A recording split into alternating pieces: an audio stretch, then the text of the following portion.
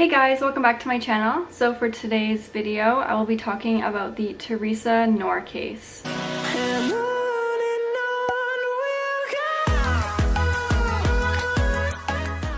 So Theresa was born on March 12, 1946 in Sacramento, California to James Cross and Swanee Gay. She was the second child of the couple. Her mom had 2 kids from a previous marriage. Her dad worked as an assistant cheesemaker at the Golden State Dairy, and then her mom worked at a local timber company. In the early 1950s, they moved to a larger home in Rio Linda, California, and in the late 1950s, her dad was diagnosed with Parkinson's and was forced to leave his job. He then became depressed and started to take his anger out on his family. On March 2nd, 1961, Theresa and her mom were going to a local store, and her mom collapsed and ended up dying in Theresa's arms from congestive heart failure. Theresa was very close with her mom, and she obviously was very devastated, and she became depressed. After Theresa's mother passed away, the family home had to be sold, and this made Theresa even more vulnerable. When Theresa was only 16, she quickly fell in love with and married Clifford Sanders, who was 5 years older than her. She then dropped out of school and they moved into a 1-bedroom apartment together.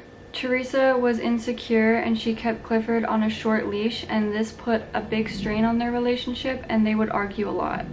They had their first child together, Howard, who was born on July 16th, 1963.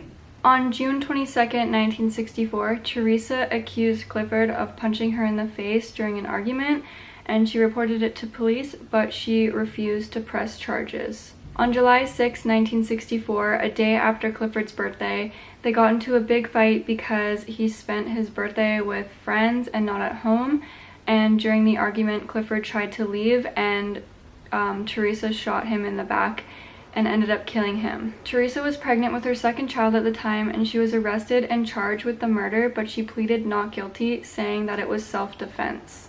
During the trial, she said that she shot Clifford because he was a violent alcoholic who would physically abuse her. But Clifford's family testified that he was not abusive or violent. Theresa's older sister also testified that she would kill him before any other woman could have him because she was possessive and jealous. Theresa was acquitted of Clifford's murder on September 22, 1964, and her second child, Sheila Sanders, was born March 16, 1965. Theresa had a short fling with a disabled U.S. Army veteran named Estelle Lee Thornsberry. They split because of her drinking problem and unfaithfulness because she was having an affair with his best friend, Robert Noir. Robert and Theresa then got married on July 9, 1966. She was already 7 months pregnant with Susan Noir, who was born September 27, 1966. They had 3 more children soon after: William Robert Noir, born September 15, 1967, Robert Wallace Noir, born December 31, 1968, and Theresa Marie Noir, also known as Terry, born August 5, 1970. Their marriage began to deteriorate because Theresa would accuse him of having affairs. He got fed up with the accusations and left her in June of 1971. They divorced in 1972, and Theresa prevented him from seeing their kids. Theresa married 2 more times. In 1973, she married Ronald Pulliam. It fell apart when Theresa would leave her kids with him so she could stay out all night drinking and partying. He ended up divorcing her in 1974. Her final marriage was in 1976 to Chester Harris. Susan was close with him, and it made Theresa jealous. They ended up getting a divorce later that year. Theresa was physically and verbally abusive towards her kids, and her alcoholism and abusive behavior got worse after her 4th divorce. She also gained a lot of weight and became quick-tempered and reclusive. Theresa actually disconnected the home phone, and she wouldn't allow her kids to have visitors. They lived in Orangevale for many years, but then they moved to a 2-bedroom apartment in Sacramento. Howard left home before they moved. Neighbors said that the apartment smelled of urine, and they noticed that the kids seemed very fearful, nervous, and high-strung. Theresa would never really let them go outside. For years, Theresa would abuse and torture her children in many ways, including force-feeding them, beating them, burning them with cigarettes, and even throwing knives at them. She even would make her other kids hold each other down while she tortured them. At one point, she even held a pistol to Terry's head and threatened to kill her. Unfortunately, Susan and Sheila got the worst of the abuse. Theresa seemed to focus her anger and abusive behavior on them. Terry said that Theresa resented that they were maturing and turning into attractive young women while she was losing her looks as she aged. Theresa believed that Chester turned Susan into a witch, and Susan got the worst of the abuse. After one beating, she ran away from home and was picked up by police and was placed into a psychiatric hospital. Susan told the staff that her mother was abusing her, but Theresa denied the claims and said that Susan had mental issues. The authorities did investigate and released Susan back into Theresa's custody. Susan was punished for running away, and she was beat while Theresa was wearing a pair of leather gloves, and Theresa forced her other kids to take turns with beating her. Theresa then handcuffed Susan to her bed and ordered her kids to stand watch over her. Susan wasn't allowed to leave the house and was forced to drop out of school. Theresa then pulled the rest of her kids out of school, and most of them never advanced past the 8th grade. In 1982, Theresa was convinced that Susan was casting spells on her that were causing her to gain weight. She then handcuffed Susan to her bed and would beat her and wouldn't give her food for days at a time. Susan denied doing anything to make her mom gain weight, but Theresa got angrier and shot Susan in the chest with a .22 caliber pistol. The bullet was lodged in her back, and Theresa refused to let her get any medical attention. She left her for dead in the bathtub, but Susan survived. Theresa then began to nurse her back to health and let her other daughters help as well. Susan then recovered without any professional medical treatment. In late 1983 and early 1984, Theresa forced Susan to briefly work as a prostitute. In July of 1984, Susan and Theresa got into an argument, and Theresa stabbed her in the back with a pair of scissors and again refused to let her get medical treatment. A few weeks later, Susan was fed up with the abuse and starvation and decided to move out permanently. Theresa allowed her to go under the condition that she removed the bullet from her back so it couldn't be used as evidence if Susan reported the abuse. Susan ended up agreeing. Theresa gave her malarial pills and liquor as an anesthetic, which made Susan pass out. While she was unconscious, Theresa made her 15-year-old son Robert remove the bullet with an X-Acto knife, and Susan woke up the next day in a lot of pain. Over the next few days, she developed an infection and her eyes turned yellow, and she lost control of her bowels. Theresa attempted to treat her with ibuprofen and antibiotics, but this didn't work and her condition continued to decline. Then Theresa left her handcuffed under the table with no food or water. But one day when Theresa was running errands, Terry decided to give her sister a cup of water with sugar in it. On July 16, 1984, Theresa packed all of Susan's belongings into trash bags. She then binded her legs and arms and put duct tape over her mouth and forced her sons William and Robert to put her in their car. They drove to Squaw Valley, where they placed her and her bags containing her things on the side of the road.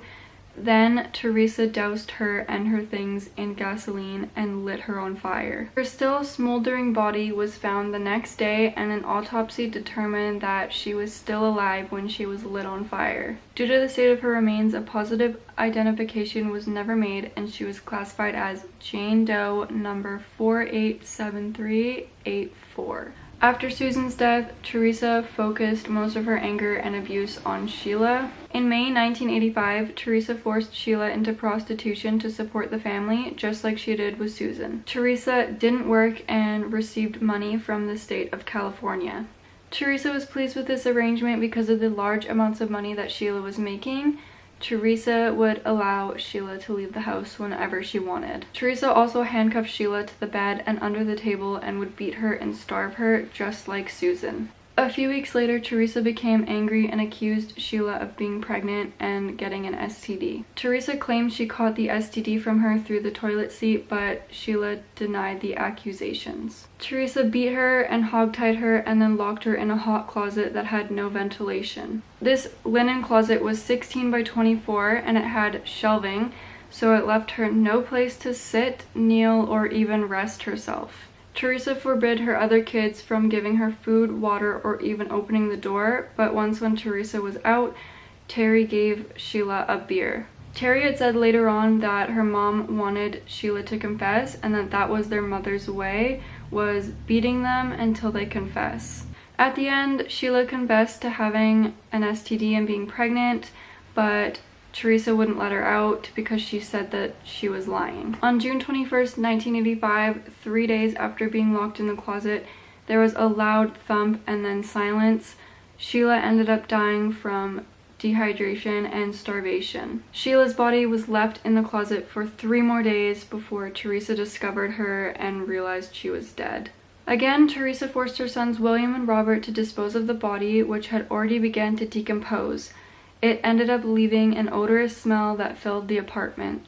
The boys put Sheila's body in a cardboard box, which they disposed of near an airport in Truckee, California. She was dumped in the weeds of a campground on Interstate 80. Her body was found a few hours later but was never identified and was classified as Jane Doe number 660785. Even though her body had been removed, the smell of decomposition still lingered in the apartment. Theresa was concerned that the smell and physical evidence in the closet would connect her to Sheila's death.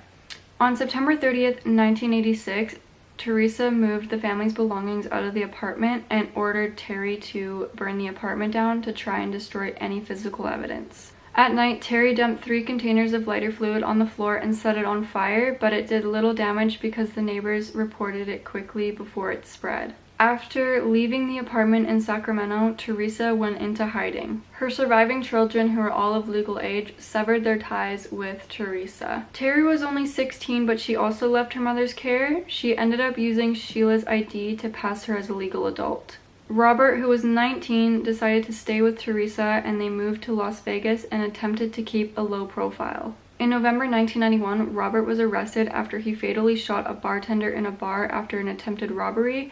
He was sentenced to 16 years. Theresa relocated to Salt Lake City shortly after he was arrested. After escaping her mother's care, Terry tried to report her sister's murders to Utah police, but they dismissed her stories as fiction, and so did one of the therapists she saw. On October 28, 1993, Terry contacted the TV show America's Most Wanted, and they asked her to contact detectives in Placer County, California, which is where Susan's body was found. The authorities took her claims seriously and followed up with an investigation linking the 2 Jane Does found in the area in 1984 and 1985 to Terry's detailed stories of her sister's deaths. Theresa's son William was arrested on November 4th, 1993 in Woodland, California. Robert was charged with his sister's murders while serving a sentence in Ely, Nevada. On November 10th, Theresa was arrested at her home in Salt Lake City.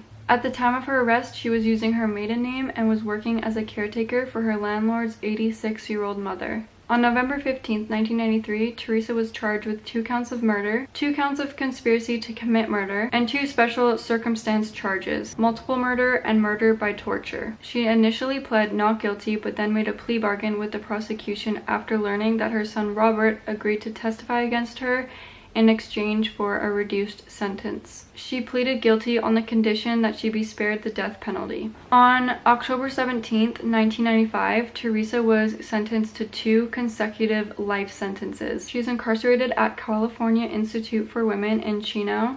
She will be eligible for parole in 2027. William Noir was sentenced to probation and ordered to go to therapy for participating in his sister Sheila's murder.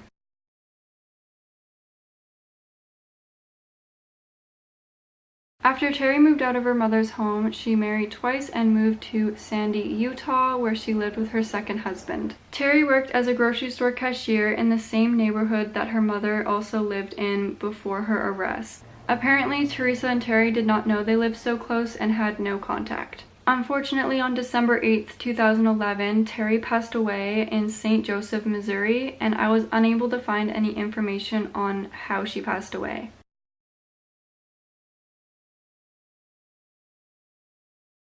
So that's all the information I have about this case that I'll be talking about, but there is a horror movie called The Afflicted that is loosely based on this case. Cold Case Files also talked about this case and had an interview with Terry. It was also talked about on Most Evil, Wicked Attraction, and Deadly Women. If you guys enjoy these type of videos, please give this a thumbs up and let me know in the comments of any other cases you might want me to talk about, and I will see you guys in my next video.